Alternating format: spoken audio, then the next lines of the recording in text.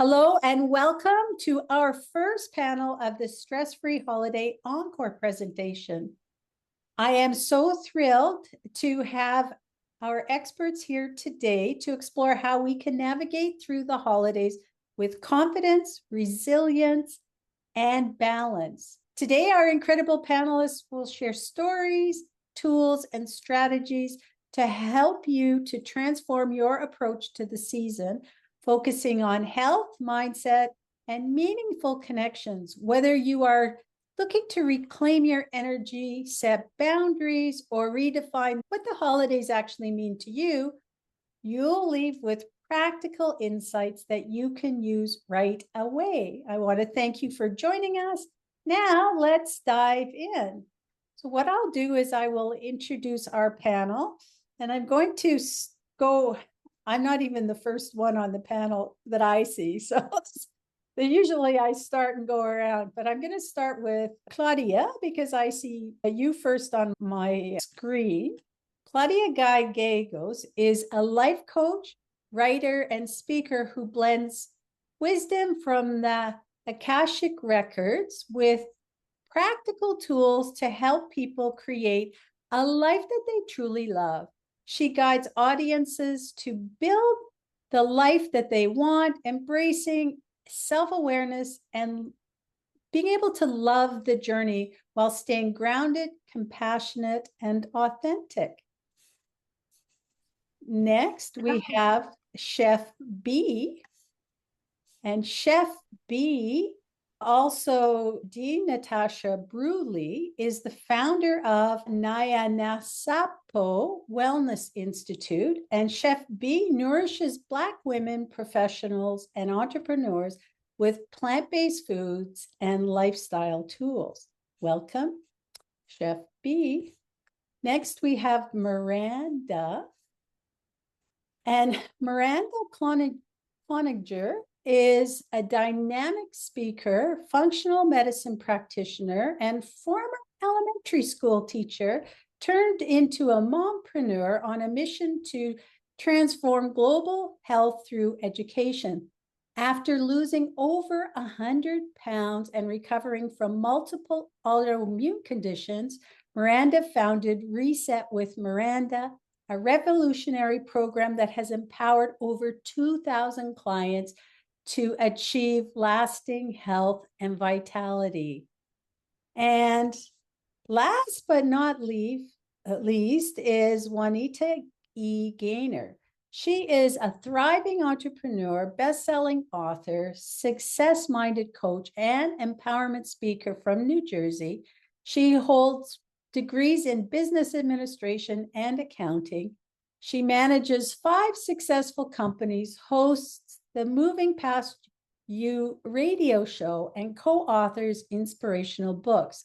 Guided by her faith, Juanita aims to be a global beacon of positivity, making a meaningful impact. What I really love is there's some mathematicians in this group because that's where I come from too, is my background is in math. So you can make the switch, that's for sure. So what I'd like to do is start by asking each of you to share a little bit about your story and what brought you to the work that you're currently doing. And Claudia, I'm going to start with you on this question. Hello, everybody. What an honor to be on this panel and talking about the stresses, many times unnecessary, that we self-create during the holidays. I started working with the Akashic Records because a friend needed a guinea pig to practice. And then I discovered that was my work to do. And I found a way to express the work that I really needed to do. I did some design, producing television, and many other things. And finally, I found my real call with helping people to create the life they want to live, not the lives that others impose, the society, the family, the neighborhood, to follow their own dreams. So that has been a wonderful road for me. I love it. I love it. And if we all would look at following what our passion is, I think we would be in a really good place. Chef B, you could tell your story.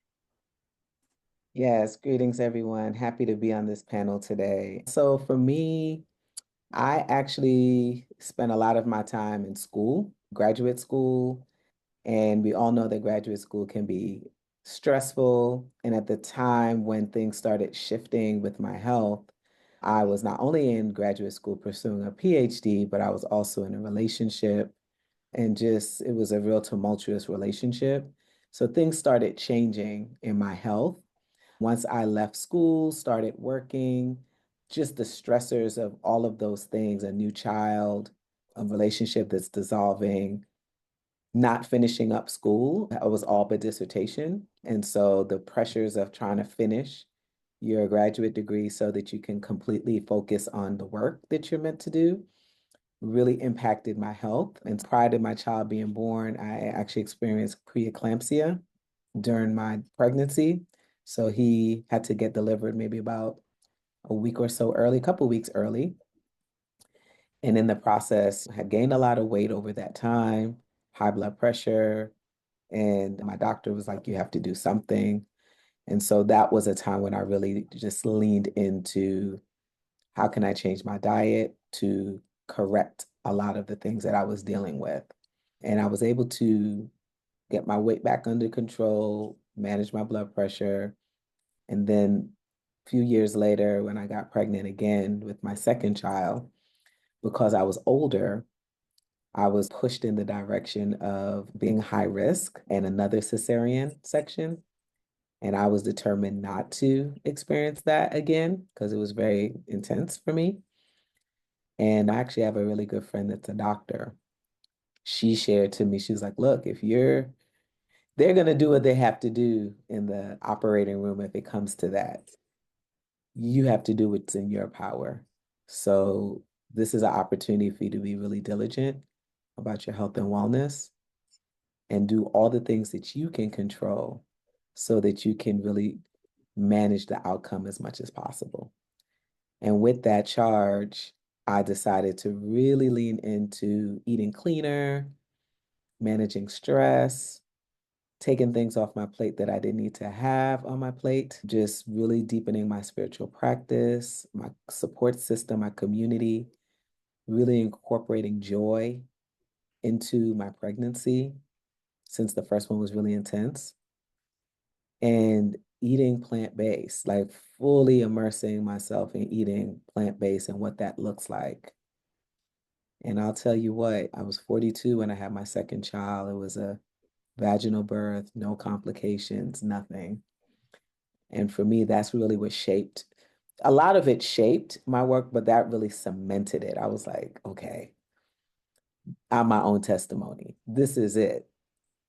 This being intentional and really eating and all the things, just it's not just the food, it's just really all of the pillars of wellness, really activating all of that can really be transformational for anyone if they're willing to commit to it.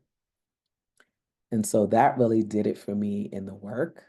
And now really my mission is just to really help others to get there because I had that experience for myself.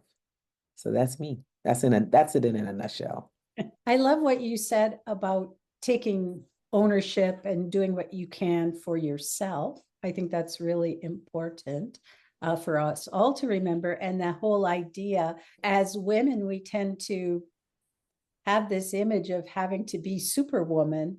And we tend to take on a lot of things. I know I did take on a lot of things just because I'm not superwoman, but you start thinking that. So being able to look at what's really important is great.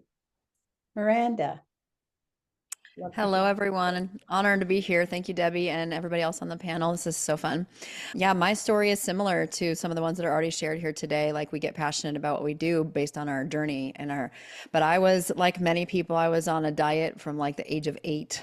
Like, I was chunky as a child and just went from diet after diet and counting everything from macros, calories, carbs, and minutes on a treadmill or whatever it took to try to figure out what the next thing was. I was going to try to lose weight, but like many things, you take a little bit off and you put a little bit more back on until you realize, like I was dealt with the diagnosis of infertility. When my dream was to become a mother, that's why I became an elementary school teacher. And so things shifted in a big way from weight to health when I knew that they were related, and I had to take a look at that. And so I had to figure out, why is my body doing what it's supposed to do? I can't lose weight, but I can't have children. And so that was one of the many blows that led me to functional medicine, including under eating and over exercising to the point I almost had a heart attack or a stroke. So I hit many walls in conventional medicine. Was given diagnosis of Hashimoto's, celiac disease, anxiety and depression, near type 2 diabetes, but I was able to reverse all of that by just changing what I eat and learning about the stress response, which we're talking about here today. And it is a collection. It's a collection of not only what we're putting in our body as fuel, but also what are the messages our body is receiving, and this whole total health picture, from relationships to, are you living in your purpose, your mindset, your belief system, faith, which we're mentioning here, and all of that works together. And so that's how I developed my program, because like all of us here, we're passionate about sharing what we've learned, inviting people into my journey, battling food addiction and understanding what that is, and helping people have the tools so that not only can they get off that stubborn weight, but they can set themselves up for healing the body, preventing disease, and then also like setting a new example for their family so we can have an impact on the next generation as well. And I love that, because I feel that as women, we are the ones setting the example for the next generation. It's so important. Absolutely. Sure. Right. Juanita. Thank you so much for having me and being a part of this amazing panel. A lot of what everyone has echoed their journey has been I've dealt with. For me, my turning point was, as you've read, I have several businesses. I'm used to being able to help, women get to that next level. But I started noticing that my clients had this issue with going beyond a certain point. And what I realized was that it was a little bit deeper than just saying you just don't want to make money. And that's when I correlated the trauma associated with money that a lot of women have. And I was able to identify mine. And the reason why I was always scared to go beyond to be that $1 million company that most of my companies can be was, at a young age, I was taught that my money was not mine, that everything I did belonged to someone else. So you get into the habit of not doing your best or not going forward in any way because that money's not yours anyway. So why are you going to break your neck and do all of this stuff for someone else to take your money? And so once I identified that, I began to see that correspond in a lot of my clients. And then I realized that, you know what, this goes beyond mindset. I had to now work with them to identify the trauma at its core. And once we dealt with that, and then they realized, okay, I don't need to do this anymore. I can do something else, or I don't have to be stuck. Many clients sometimes decide that the business that they didn't want to do. And that's where I evolved the term of trauma businesses and trauma projects. And they were projects that you could control. You can control the outcome, you can control the input. You had full control because you didn't have control over other things in your life. And once you identify those traumas, you realize that, no, I really don't like to do this. Or you find other things that's in your purpose. You find that, you know what, I really don't want to eat the whole box of cookies, but I did that because I could control the outcome of me eating it and no one taking it. I don't want to spend the 10,000 on the bag because I could do something else, but I was just doing it because I could control that I spent that money on the bag to prevent someone else from getting it. And so that is what my work is, helping my clients and people get through those traumas and then set healthy boundaries to the new outlook that they have on life. And everybody is shaking your head, especially when you talked about eating the whole bag of cookies. Oh yeah, I'll do it. I'm a shrimp junkie. I'll fry some shrimp and eat it. That's me. That's right. I often would say I can't eat just one little handful of potato chips. I could put it in a bowl and every time just keep coming back and back until the bag is gone. Hmm. I'm fooling myself. But I love your story, and trauma is such a big part of what we go through. And I think in a lot of cases, we're not even aware. Our brain is helping us to protect us by keeping those traumas deep rooted so that we aren't able to really see them for sure. Let's get into some questions. And we've already started by talking a little bit about our mindset. And the holidays can be a very overwhelming time for many people. And I wanted just to ask you about a mindset shift that can help someone approach the season with more calm and confidence. And so this time we're going to start with Chef B.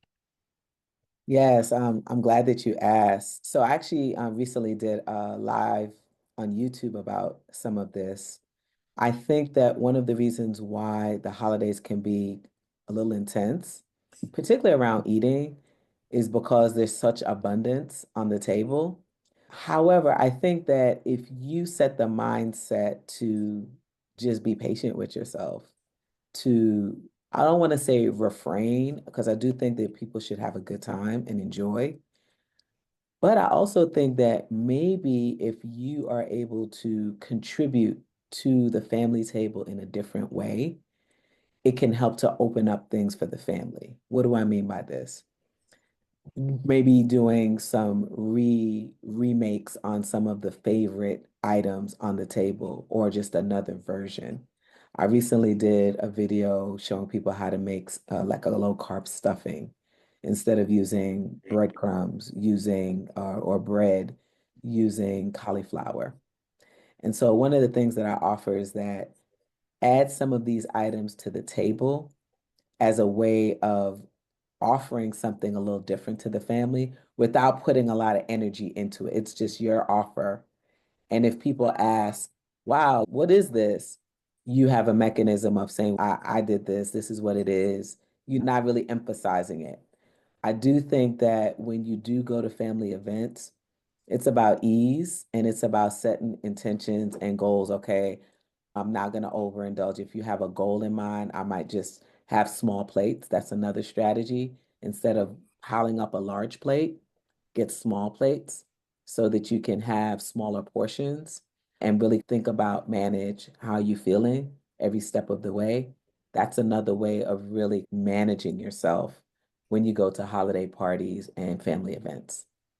So just approaching it with ease and just pace yourself. Like it's just flow. Pace yourself. You don't have to overindulge. You don't have to do all of that. It's just have a good time and see what you can offer that's a little bit different to the family or to the space when you go. Nice. I like the idea of doing a remake on a family favorite. And that cauliflower stuffing sounds so good. Yeah, it's really nice. All right, Miranda. Hi there. So, I definitely want to give everybody an actionable tip. And since we're talking about mindset and food, and you're going into the situation, a lot of times you don't know what's going to be at the table. So, I love Chef's recommendation to bring something so that you have something that you can control. But another thing that can be applied to every meal that we have, and I don't necessarily love this phraseology, but it's one that we all have here. So, like, it's something you remember, but the good, the bad, and the ugly. So if you go into any meal and you look to fuel your body first, like a lot of times when we're hungry, we just go straight to the what's the ugly, like the cakes and the cookies and all of the things that we can't stop, right? We can't quit it. But if you fuel up on the good first, what's the protein? So if we're going back to Thanksgiving, if you do meat like turkey, the veggies, hopefully they're not all covered in like cream and cheese and all of that stuff, right? You can find some that actually resemble vegetables, right? Look for the whole real foods and fill up on that first. And then, so that might be the good. The bad might be in my phraseology, that might be like mashed potatoes. Hopefully there's like real butter and real potatoes in there. So at least there's something that's recognizable as real food, and the ugly would just be everything else. Like, oh yeah, no, this falls into that. That way you can't overindulge if you're just only eating from the ugly category, but you can do that for every meal. If you're going and you're focusing on the veggies and your good quality protein, and then always focusing on that first, you're less likely to cave to that. And we have lots of other strategies, but that's just one that people, without having the knowledge of all the offerings that we have here that you can take and go use today, that you've got that phraseology. Okay, let me feed my body first, like with some nutrition, so that I'm giving my body what it needs before I go and decide to have that cookie pie or whatever treat that the holidays offer us more than an abundance of. I love that for sure, because a lot of times on the holidays, part of it is that these are things you only have once or twice a year. So it's very tempting to go for the ugly right away. Yes. Because most of it is ugly unless we follow what Chef B says to do. All right, Juanita, your turn. Okay, so what I've done over the years is, and I work with my clients with this, is creating your own meal at home. So anything I do is, okay, if certain family or friends want me to come over, I've set the menu and the status at home for what I'm going to have. Normally, I would have eaten before I've left. So therefore, if I wanted to indulge a little bit, I'm not as starving because I have already eaten my meal or prepared something where I know that I don't have to bring this big plate home because I have nothing at home. And also change the narrative of what Thanksgiving is. And I'm gonna be honest, between Thanksgiving and the New Year, it's that, my birthday, Christmas, and the New Year. So I tend to not go off the rails, but I'm not following a diet plan or anything at this point. What I tend to do is if I want something, go buy that, buy the slice of cake, buy the cookie, and then I satisfy that initial urge, and then now I'm good. Instead of denying it, then you eat the whole cake or then you eat the whole box of cookies because you've denied yourself. I tend to do untraditional Thanksgivings, since it's just myself and a smaller things. I already eaten when I've gotten home. Or if I'm entertaining, I know some people like salads. So you know what? I've created a salad bar for them. Or I bring my own salads. That could be my contribution, but I tell them to create your own environment and space in your space. Because what it is, it's a boundary. Because again, you're running to take care of someone else's home and then you come back and the stress is now I don't have anything at home. So instead of eating all the bad stuff when you go out, now you're eating all the bad stuff at home because now you're stressed because you didn't prepare home. So I tell them prepare home first. Make sure the kids got what they need, husband got what they need, you have what you need. And so when you go out and hang out with friends or hang out with families, you don't feel the urge to, I got to take all of this unnecessary food because I didn't plan for home. And so therefore, what you can do when him say, oh, you're not going to have anything? Oh, I already ate. I cooked at home, but you know what? I'll take a little bit. Oh, give me just a small thing. And then you don't feel like you're depriving yourself or hurting anyone's feelings. But again, home is taken care of. And that is where the stress is a lot of the times. We prepare all this stuff to go everywhere else. And then we get home and home is a desert. And now we're stressing to get home right. Yeah. And you know what? I never really thought about that. Maybe I don't go out that much. But it's true. If you're going out and relying on that for your food when you get home, you're right. There probably isn't a lot. Maybe your fridge is bare, and then it's a lot. If you're not prepared, it's a lot easier to grab the easy thing that's probably in that ugly category that Miranda mentioned earlier. Claudia. Doritos. All those things. I was going through my mental list while all you were presenting different options. I was born and raised in Argentina, so we have a very good relationship with food, right? We like to eat and we like to eat. And we like to eat for long hours because our tables, we sit at lunch and then we stay at the table having a long conversation. And then maybe it's 4 or 5, and we say second round and we start again, or we eat something sweet. And then we keep on having fun with the family and with the friends, and it extends into the night. So it's a whole day event. I always focus too on the relationship we put on the food, because food is food, and whatever you're eating many times is pushing down the feelings and pushing down the frustrations, trying to quiet the angst, as Freud used to say, is the word that expresses your deepest anxieties, right? Sometimes when we're overeating, and we all do it time to time, one of the things we do is like pushing down something that is hurting. And many times that hurt is related to the frustrations of our daily life. So going a step back is to start thinking, how are we living? What are the things, what are the activities and the relationships we have to that are leading us to, for example, overeat at a family dinner? Families are the families that are going to teach us different things for our personal evolution, for our soul evolution.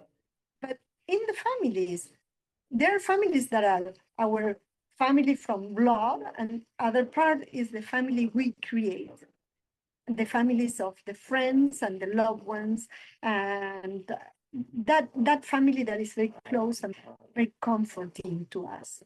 And that is very much related to food, because when we start having those healthy relationships and we start having boundaries around the people we are with, our relationship with food changes completely. So those are things to keep in mind. Food has to be, in my world, food is nourishing, is sharing, is expressing love. But when I see myself that I'm eating chip after chip and I cannot stop, at a certain point, I'm like, what is happening here? Because something is happening. What is the discomfort, right? And I sit a little bit with the discomfort, and finally the discomfort is going to talk. It's going to show up. It's going to come up. But we have to give it some time. And when we give it some time, then we start healing and we start moving forward in our relationships with food, with people, and selecting what we choose for our life. Yeah. And you're right. All of us have a relationship with food, be it a good one or a not so good one, that we can change. And I would say if you sit with it to find out why, a lot of times, boy, I can't sit that long. It ends up, and being mindful enough to realize what you're doing, I think is a really good first step. Yes, and at the same time, it's a training, right? It's training ourselves to stop and give ourselves that little moment of contemplation. It's not that the answer is going to come in 3 days. Most of the times we know the answer, but we don't want to listen to the answer because perhaps it's painful, because perhaps we are in a family member house and it's not the most comfortable, right? But we have to acknowledge that. And we have to give ourselves the permission to acknowledge that, for example, we are at our sister's house and it's not as comfortable as we think because they have different customs, but also take it as an adventure, right? Because everybody lives in a different way, and it can serve to ratify that we don't like it or to explore something that we never thought about it. also giving permission, giving us that sitting with, I call it sitting, but it's giving ourselves that moment to stop and observe and feel what is happening. And when we give ourselves that, is curiosity for ourselves. It's to know oneself better, not to, it's not an exercise, an exterior exercise, it's an interior observation. Yeah, we need to do that. So I want to ask, if we're looking at, I don't know if how practical it is for somebody to look at transforming their life and their habits during this holiday season when it can be such a busy time. But I think you can start on that journey of wellness and just pick up some helpful tips to maybe just make it a little less chaotic over the holidays. And I know you've already given some tips, but Miranda, what would you say about trying to look at making some health and habit changes as we are in this busy time of year? Yeah, thank you for asking this. Something I'm super passionate about. I think part of the problem is that we give ourselves full autonomy to just blow it during the holidays, and that is part of the problem. So if you can approach it during the holidays, that is going to be the time that you have the most resistance. And so you're actually setting yourself up for success if you're committed to doing it, because no matter when you start, even if you started in July, when you come back around to Thanksgiving, Christmas, or whatever, birthday, whatever, you have to have a new strategy. You cannot continue to do the same thing or do the old thing or give yourself permission to just start putting a bunch of garbage back in your body. It's going to re-trigger all the old food addiction stuff, the old patterns, and all the things that got you in that position in the first place. So everything has to be new. And beginning that journey now, the best time to start is always now. It doesn't matter if or what day of the month or what month it is or what holiday's next, because there's always going to be something you can apply, whatever you apply to Christmas or Thanksgiving for your reason to do whatever you want. You can apply that to right now, because you'll find a reason to validate that, like you said, the root, the thing that you're medicating to go after that thing, right? After the food that you don't really need. And so I think it's a great time. I'm super passionate. Like Chef shared that she's got a different recipe for stuffing. Like I have a whole cookbook collection for the holidays, because you have to approach things differently. It's one of the things I'm most passionate about, is because we think that we're giving up something good. What if you're getting something better? It's both and. You don't have to be restricted. You just have a new way. And not only can you be healthy, but you can be in control. You can enjoy what you eat and have cookies too if you want. But there's a way to do it. We have to open our mind to creating it in abundance, not lack. I don't want the cookies. I don't want the cookies. What are you going to want as soon as you get there? The cookies. That's the way your brain works. So we have to build it like from the positive, not out of I can't have, I get to eat these things. And it changes over time. So the best time to start is now. I love that, because there's so many times I hear from people that, oh, I can't start right now. And you're right. It doesn't matter whether it's the holidays, because I have something coming in a week, or I have this coming, like you said, birthdays, other things, vacations, on and on. And it never stops. It happens all year round. And you're right. We can find a way to justify that now is not the right time. And I love it. Just start now. What a great message. Juanita, you get to be next on this one. Awesome, awesome. So I am going to piggyback off of something that Miranda said, and something that a lot of people don't think about is do not change your eating schedule. What I notice with people I work with, what they'll do is, oh, I'm going to have all of this food, so I'm not going to eat breakfast. I'm not going to eat lunch. I'm not going to do your normal eating schedule. So by the time you get there, you're emancipated that you're just stuffing food in your mouth. Do not change your schedule, because if you don't change up on your schedule of how you're eating, if you eat breakfast and you know that's what you eat breakfast, you eat lunch, you know what you eat dinner, don't change up on your schedule. Don't change up on your time. because what begins to happen is that your body has become accustomed to that schedule. And the minute you throw it off, you have to start all over because now you have to retrain it to do the things it was doing before the holiday season came. We go over family house and it's like, I am not going to eat all day because I know at 6 o'clock we're going to have all this food. So now you're stuffing yourself and the body's confused. And you now are doing that the next couple of days and you're starting all over. Don't change your habit of how you eat. Don't change your portion size of what you eat. When I don't call them my cheats, but when I decide that I'm going to go ahead and get me the slice of cake or the cookie, I literally am going to the bakery and getting it. When I go to families, I tend not to eat sweets. I have allergies, so therefore that gets me out of a lot of things where I don't have to eat stuff. So I don't tend to eat a lot around other people because I don't know what's in it. I have a schedule that I've put in place. I don't want to mess that up. I don't want to do things. So I've noticed that my people and my friends, they will mess up their entire schedule they've worked so hard for through the summer and the spring. And then come January, it's "Oh, okay, I'm gonna go to the gym or I'm gonna go back to the gym and I'm gonna start back eating healthy." Don't change your schedule. I love Remember, this is about you and your health and your boundaries. Because when you're sick, and when you're not doing well, everyone else is living their best life. You have to get your health and your life back on track, not them.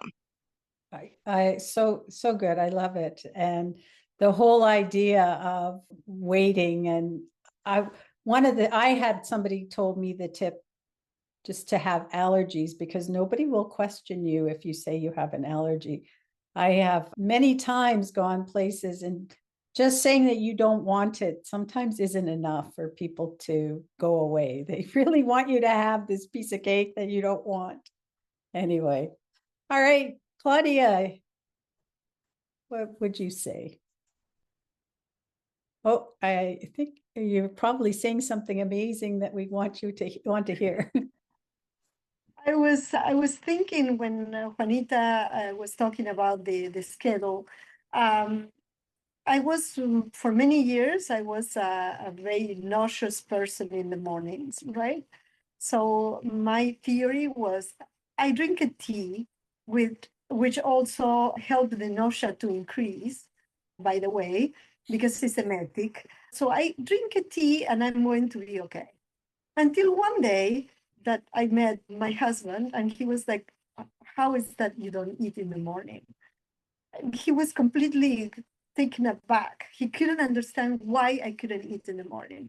Starting to go out for a breakfast or something, I started to eat in the morning. And I started respecting what my mother had taught us at home to have regular meal hours. So we have a breakfast, then we have lunch, then we have, my mother used to call it tea time, and I still call it like that because I love it. So having tea time around 4 or 5, and then having dinner. We have dinner a little later because our activities require that. We had dinner around 8 in the evening. So you don't go a whole day without eating. And then, because when you eat and you're hungry, you cannot register your body saying, stop, that's enough. Because we are in the rage of eating, right? To me, that is, I put a lot of emphasis on the awareness, the attention that we put to ourselves, because that is communicating most of what we need, right? When I say that it's a practice, it's a daily practice. It's holidays or no non-holidays. It's a daily practice to observe oneself and to pay attention to what we eat, not because of the others' view, it's because we feel better. And we are doing something that is resonating with oneself, is resonating with me, eating healthier foods and non-inflammatory foods and foods that are not so greasy. Because at the end of the day, the one who is going to not feel really well the next day and the following day It's me, right? So who cares what the other person thinks? Then if my belly aches, then I cannot say, take my belly is aching. It's my belly aching. So I have to feel well with myself, with my body. And having regular meals is one of the things that helps our body to function better. It's like the car. We don't go up to the last drop and we push it into the gas station to fill it up. We regulate how much gas our car needs. It's the same thing. It's our fuel. If our fuel is not regulated, how are we going to do it? Right? We have to be very, I make an emphasis on the mindfulness, on the presence, on the attention. I call that awareness because awareness is like antennas are up and I am paying attention to what is happening, to what foods don't feel well. If something, our body let us know immediately when something is not good for us. We immediately receive, I can tell you an example. Since the first time I had Middle Eastern food with sesame oil, it's a kind of flavor that is completely toxic for my body. But I can eat sesame seeds, but not the oil, right? So our body knows, our body let us know immediately. The thing is to pay attention, because if I didn't pay attention to what was happening with my body when I started eating food with sesame oil, I would continue to eat it, and every time I would be sick, right? Yeah, I think it's so important to be mindful about what we're eating and pay attention to those cues. But I will say that the more of the ugly foods that you eat, Miranda, I'm going to keep going back to that for today, for this session. But the more of those ugly foods you eat, the harder it is to even know what foods are making you feel not so good, because they're all making you feel not so good. And it's so important. And I also know what it's like to only eat late at night and not eat anything during the day. And to be honest, I thought it was such a great thing to do way back when I was younger. But at the end of the day, I probably ate more because, like you said, I totally was out of control and didn't know when to stop. Yeah. Chef B, you get the last word on this question. So one of the things that I don't think we talked about here that's absolutely critical for staying on track and to coming up with the game plan is to be in community. Many of us are hiding. We're hiding. And the reason why we're able to hide is because we don't have anyone in community holding us accountable to get out of hiding. And I would say, as we wrap up this year, if you don't have a community, find one. You can find your buddies, your wellness buddies at the gym, at work, maybe your prayer group, or your girlfriends, some good girlfriends that have been buzzing, oh, girl, I'm trying to lose weight, or oh, girl, I'm trying to drink more water. Oh, they're trying to do something. They have some goal in mind that they're working on for the new year, and they need help. And you ask them, how can I support you? Because, girl, I need you too. And even if it starts off with just one other person on that text thread, you have a community. You have someone that you can check in with every day.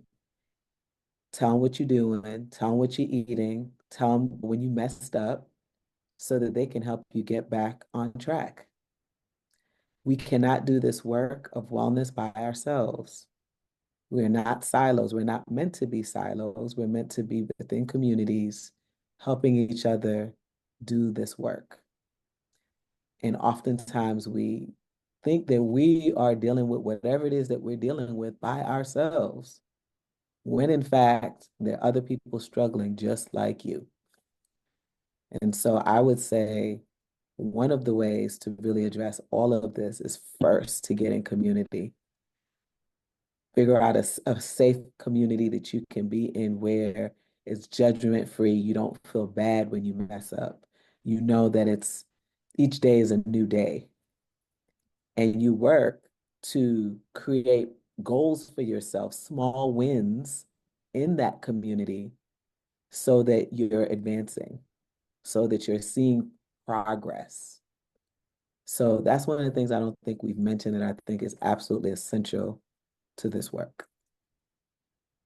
Yeah.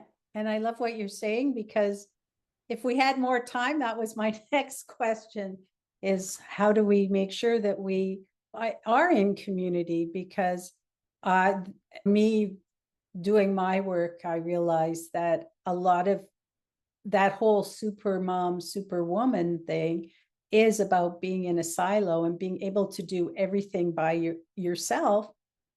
And that's not the way that we were intended to live. Like you said, community is very important. And if you go back beyond the industrial age, we were in community and we weren't doing everything for ourselves. So very important.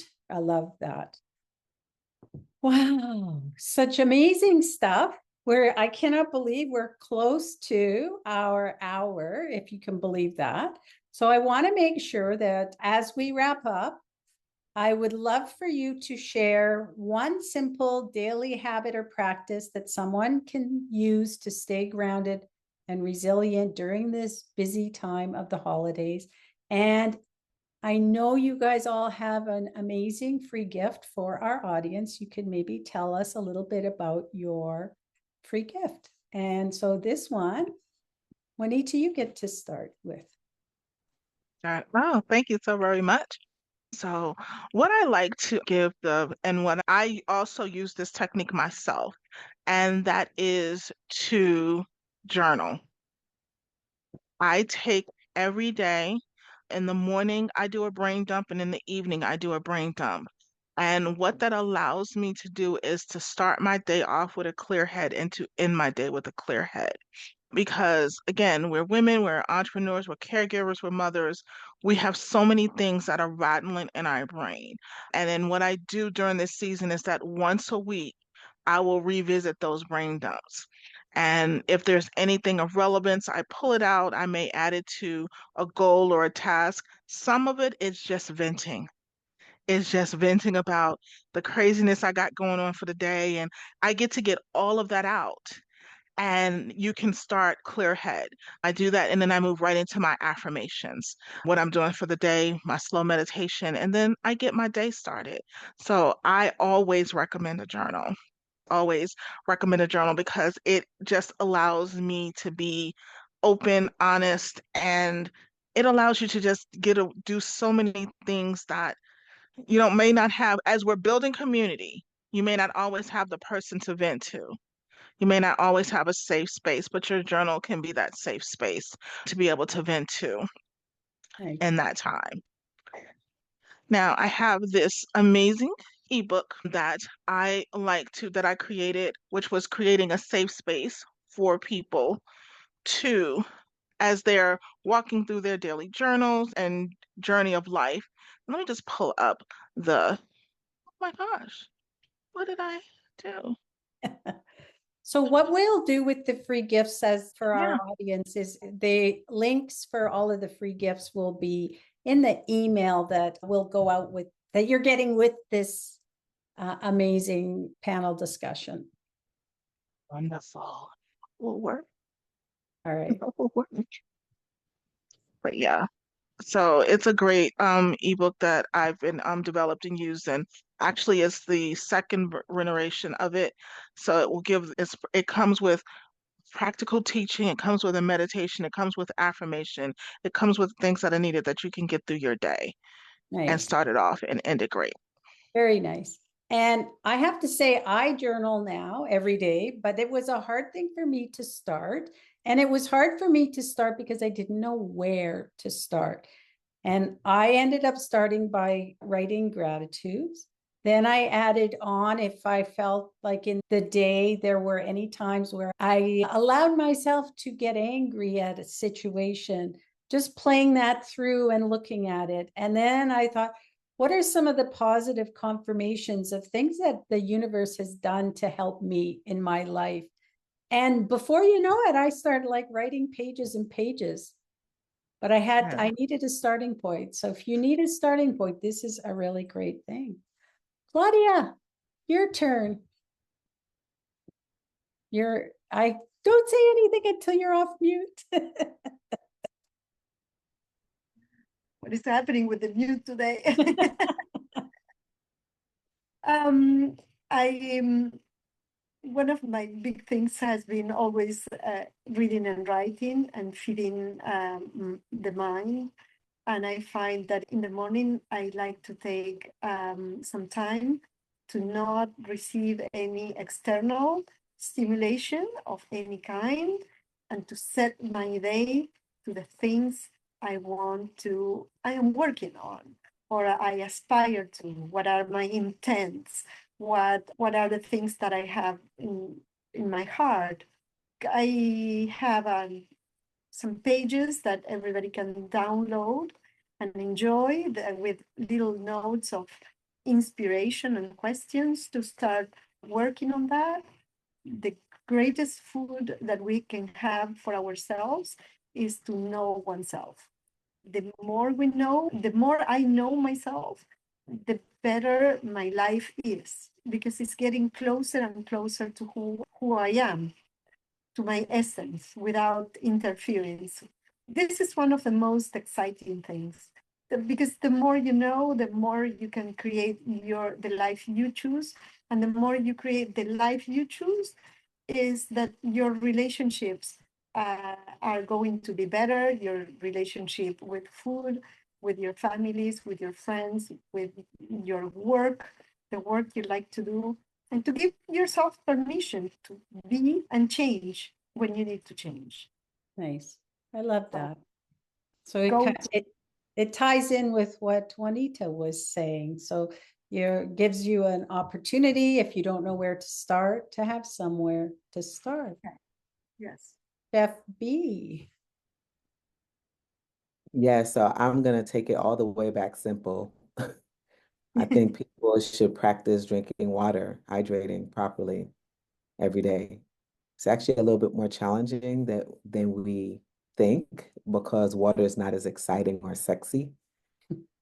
And ideally, people should be aiming for half their body weight in ounces of water daily. And so one of my strategies for bringing more water into the diet is to take whatever that number is for you, whatever half your body weight is in ounces, divide that number by 3. So for example, if you're 200 pounds, half your body weight in ounces of water is 100 ounces. So that's how much water you need to drink daily on average. And then I would divide that up by 3. So about 33 ounces. You drink that as soon as you wake up in the morning, because usually you're running around the house trying to get ready. So you're flushing your system out. We want to get in the habit of flushing our system out. The second third of water, you can drink that as you sip on that throughout the day when you're at work. So you're not running to the bathroom so much. And then when you're leaving work, you should be lasting or working on the last third of water.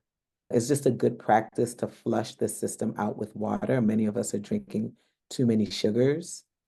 And ultimately, the goal is to crowd out the bad stuff and bring in more of the good stuff. So if we're hydrating more, we're cleansing our palate naturally. You can even tongue scrape. We're going to want less sugar because we're cleansing the palate constantly. If you keep drinking a lot of sugary drinks and things of that nature, you'll never have the urge to try to do something better. But once you start drinking more water or even scraping the tongue, you'll start seeing that the things that you might be eating are very rich and that your palate is overstimulated. So it's start there, just drinking more water. And that's the strategy for getting that water in. Half your body weight in ounces of water, break that number up into thirds, and just it takes time because sometimes you might not hit that number, but that should be your goal. And if you're someone that works out or a little bit more active, you probably want to add maybe 20 more ounces to that. You'd be surprised how much water you lose just by speaking, moving, sweating. And many of us are underhydrated. So that's like probably one of the foundational things that we all should be doing. It's a natural way to cleanse the body. Speaking of cleansing the body, my gift to you all is an ebook of my palate reset. I have a cleanse called the Palate Reset. It's a 21-day experience. We've just revamped it. As a chef, we do all of the food for you because one of the challenges that people deal with when they're looking to shift their diet, they get a little anxiety because of the food. I'm not sure what to buy. I'm not sure how much to buy. It's just a lot of questions. And so people tap out after a while because they just like, they got busy, they couldn't figure certain things out, etc. So what we do is we take that piece out, that pain point out, so that you can fully show up and be present with the food and be present with the cleanse. So it's a 21-day experience. The first week you eat raw food, you get fresh pressed juices, you get your healthy snack box, you get your cleansing herbs, you get all of the things, coaching, facilitation, community. And usually after a cleanse, people are like, okay, now what?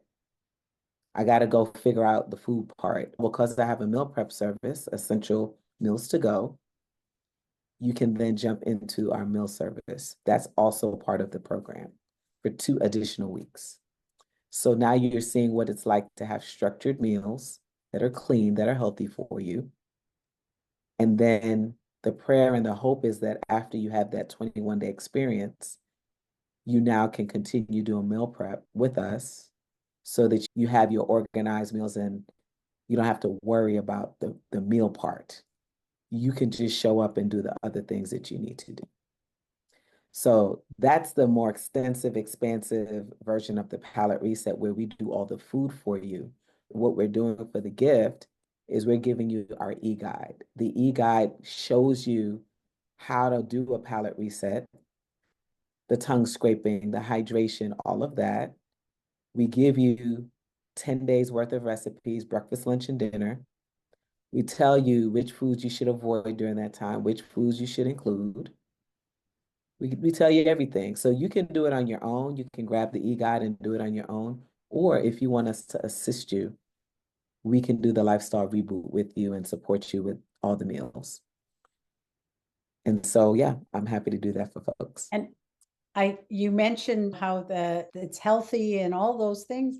I also want to say, I bet it's very delicious too, because there's this weird dynamic of, I guess, wives' tale urban legend that foods that's healthy taste lousy, and that is so far from the truth. You can have the most amazing foods that taste delicious and are healthy for you. Miranda, you get to close us out with your final thoughts. Yeah, I'm going to tie a healthy little holiday bow right around this because all of your points were so beautiful. But I love that point. Like, where did we come up with that? The healthy food is not going to taste good. The tip, I want to start with this, is going to be to connect. So what we're actually dealing with is food addiction when we get back into these loops of eating the foods, because nobody's addicted to broccoli. Have you ever met anybody that's addicted to broccoli or apples? No, we're addicted to the toxic stuff. And so the opposite of addiction is connection. So what we're seeking is the dopamine hit that we get from that quick fix for the bite or whatever. But what we really need is connection. And so I know that was mentioned here. And so the free gift that we're going to have is not only are you going to get our Taste of the Reset Transformation favorites, where healthy does taste delicious and it's fast and it's affordable and it is going to help you create the transformation that you want, but you're going to get connected to our community of thousands of people all over the country who have done it, who are doing it, that you can do too. And that'll also link you to a free call where you can connect to the multiple paths that we have in order to teach you those everyday habits where healthy can be fast, delicious, and all the things that we think it doesn't have to be, where you can do that with a community of people to transform your lifestyle. Because we do, like was mentioned here, we hide. And so we medicate that emotion by not facing it.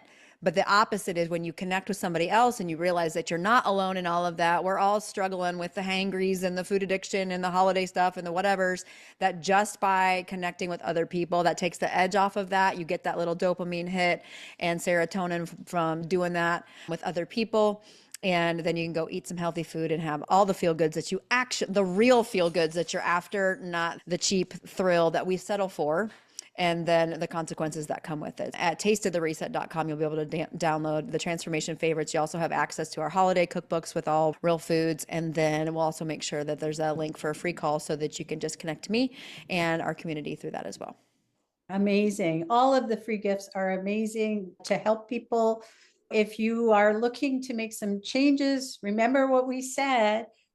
The time to start is now, because there is never a good time when you start justifying it to yourself. So you've got some amazing opportunities to start now with some help from the amazing gifts from our speakers. I want to thank you all for your time today that we have spent together, and all of the amazing wisdom, ideas, and everything for our audience. It has been a pleasure to hear from you. Thank you so much.